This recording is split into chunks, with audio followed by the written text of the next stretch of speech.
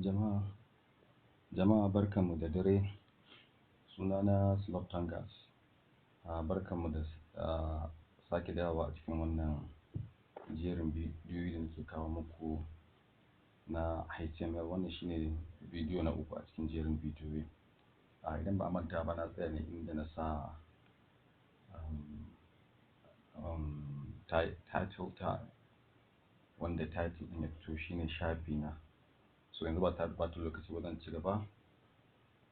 Bayan shafi na wannan gashi inda na buɗe title, gashi na rufe title, then so bayan wannan duk abinda mutum yake so ya fito, wanda yake so ya gan shi a browser a cikin nan jikin browser ɗin ba a sama ba, to shi kuma ana sa shi a body tag. Kamar yadda yake wancan, na buɗe angular bracket less than, sai a zo sai a sa body, sai a rufe, sai a sake buɗewa, sai a sa body, sai a zo a rufe.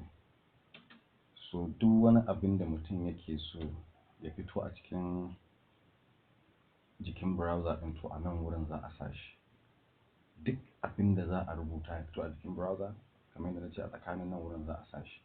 Abu na farko da zan sa shi ne, yanzu akwai abin da ake ce ma header. Shi header, bari in matsa da body ɗin saboda mu gani. So zan fara da abin na farko, na sa body, wannan shine buɗe body ɗin, wannan shine rufe body ɗin. To duk abin da nake so ya fito, zan sa shi within wannan body tag ɗin ne. So abu na farko, kamar yadda na ce, akwai header. Ana sa H, gashi nan ya fito, H1 ya fito, sai a sake buɗewa, sai a sa H1. Wannan H1 ɗin daidai yake kamar da normal header na zai rubuta kila darasi ko wani abu a farko, akan je a sa taken darasin. To normally ana amfani da shi a nan wurin ne, sa taken wani abu. Misali, in na rubuta wannan shine taken shafi na, yawwa, wannan shine taken shafi na. Shi ma bari mai da shi capital. Wannan shine taken shafi na. H1 na rufe H1. Wannan shine taken shafi na. So in da browser na yanzu ba abin da zai fito. To ina yin refreshing, gashi nan ya fito. Wannan shine shafi na. To wani abin da ke faruwa shine, na buɗe body tag, na rufe body tag, tsakanin in between body tag na ce duk abin da ake so ya fito a cikin jikin browser ɗin, so za a zawo a rubuta shi a tsakanin body tag ɗin ne.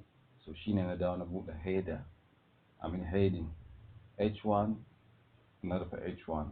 Tsakanin H1 na rubuta wannan shine shafi na. Da na buɗe shi sai ga wani rubutu ƙato ya fito mini a nan wurin. So bayan wannan, abu na gaba shine, shi wannan H1 ɗin yana da yawa. Baicin H1 akwai H2, akwai H3, akwai H4, akwai H5, akwai H6, haka suke. So yanzu na fara da H1. Da H1 ya fito, na sa shi a nan wurin. So a gurguje, kafin in gama da wannan bidiyon, abin da zan yi, na buɗe H1, na rufe H1, na sa wannan shine shafi na, wannan rubutun ya fito min. To H ɗin, kamar yadda na ce, zan kwafe wannan ne kawai, sai in yi shi so shida, saboda so biyar yanzu, 2, 3, 4, 5, 6. Sai in canza wannan ya koma 2 a nan wurin. Sorry, wannan ya koma 2, wannan ya koma 3, nan ma ya koma 3, nan ya koma 4, nan ya koma 4, nan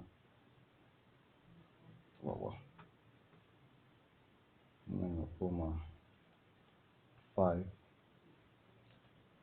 nan ya koma 5, nan ya koma 6, yawwa, nan ya koma 6.